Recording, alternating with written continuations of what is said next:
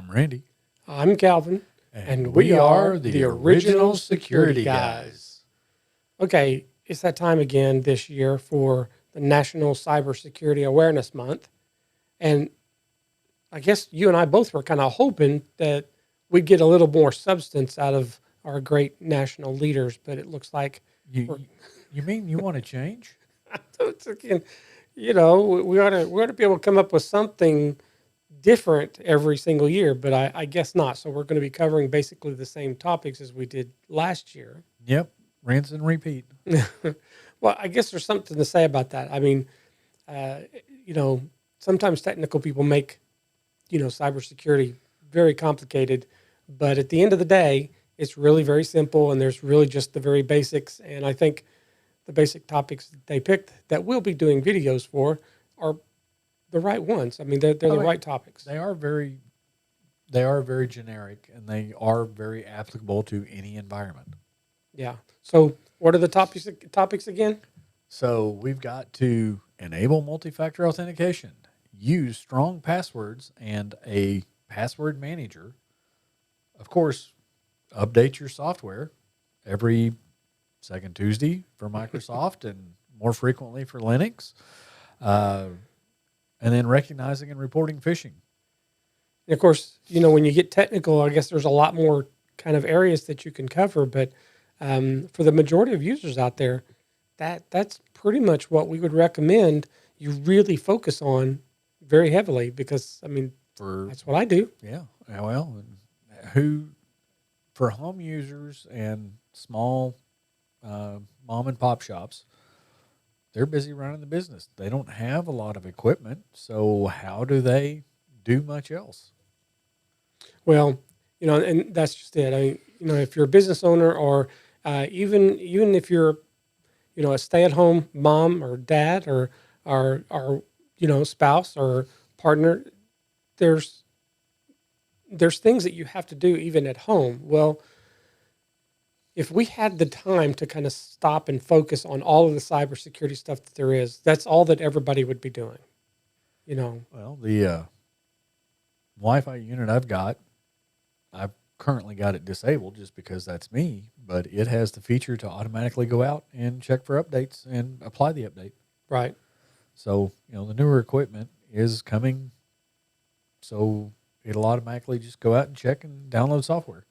Yeah, so technology is kind of finally catching up with some of the basic cybersecurity and what I would call basic. I mean, there's very advanced cybersecurity in a lot of the technology, but regular users, your normal home users, can't do that. I mean, they don't have the time to go and get the knowledge to go and do that when that's not their focus, that's not their priorities. Well, and then after they obtain that knowledge, there's a heavy lift maintaining that knowledge. There is. All right, so we're talking about multi-factor authentication for our first video here, and updating that. The first obvious recommendation is you need to turn on multi-factor authentication for everything that you have that you can enable it for. And there's a lot more vendors, service providers that are actually now having that option to turn on the multi-factor or two-factor authentication, and being able to utilize that.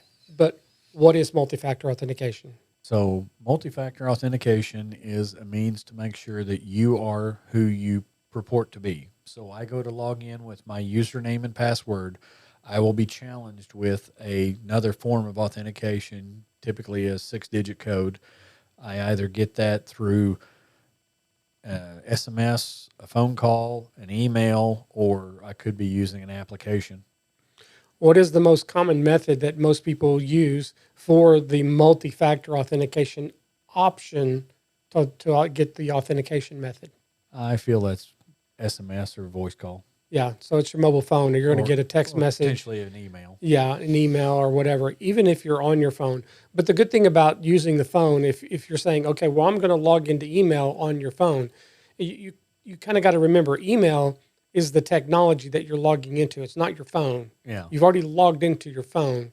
So when you go to authenticate to your email, some technology will understand that it's you, because you wouldn't allow anybody to get into your phone.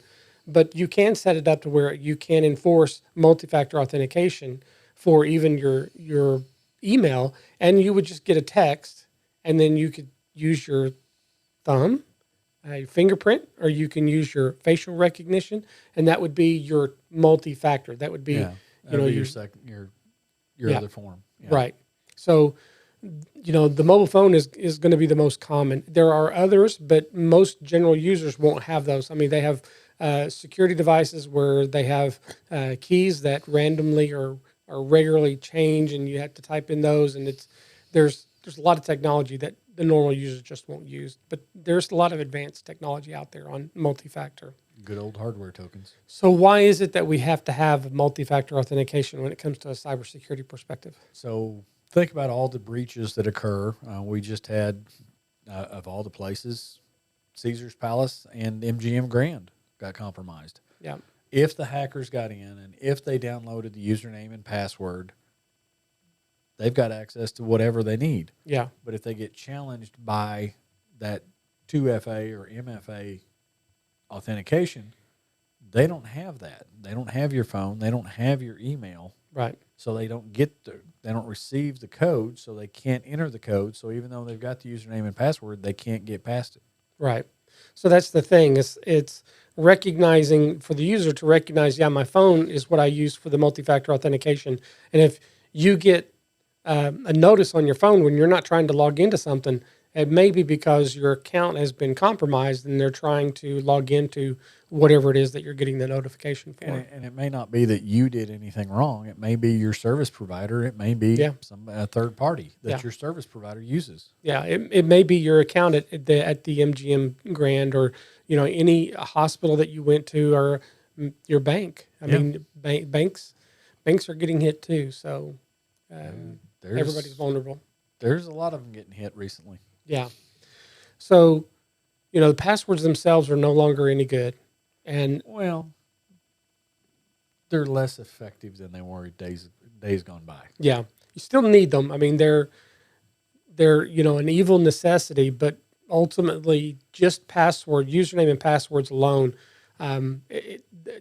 There's been technology for over 20 years that you and I have been aware of that to bypass username and passwords, no matter what the technology is, no matter how they set it up. If you've got physical access to the device, you're pretty much getting in. Right. Now, with some of the other things, there's ways of limiting the damage that can occur, but by and large, it just happens. Yeah. Well, until our next video, we want to thank everybody for having a conversation with us, Okie style. Until next time, we are the original security guys.